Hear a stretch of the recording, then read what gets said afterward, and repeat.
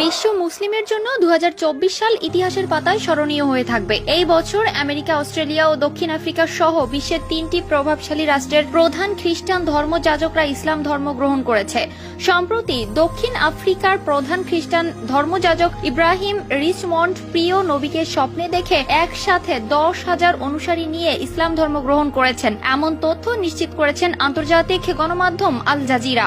Ibrahim Richmond নামের এই খ্রিস্টান পাদ্রী 10 বছর ধরে দক্ষিণ আফ্রিকার এক বিশিষ্ট গির্জার দায়িত্বে ছিলেন, যার অনুসারীর সংখ্যা ছিল 10 লাখ। অথচ তিনি নিজে ইসলাম ধর্ম কবুল করে মুসলিম হয়েছেন। ইসলাম ধর্মের প্রতি এমন আগ্রহ ও ভালোবাসা দেখে সৌদি যুবরাজ মোহাম্মদ বিন সালমান ওনাকে প্রতি বছর রাজকীয় সম্মানে হজ পালনের জন্য বিশেষ সুবিধা প্রদান করেছেন। তিনি এখন একজন ইসলাম প্রচারক, বিভিন্ন দেশে গিয়ে ইসলামের দাওয়াত দিয়ে থাকেন। এর আগে তিনি খ্রিস্টান ধর্মে থাকতে হাজারো মানুষকে খ্রিস্টান ধর্মের দিকে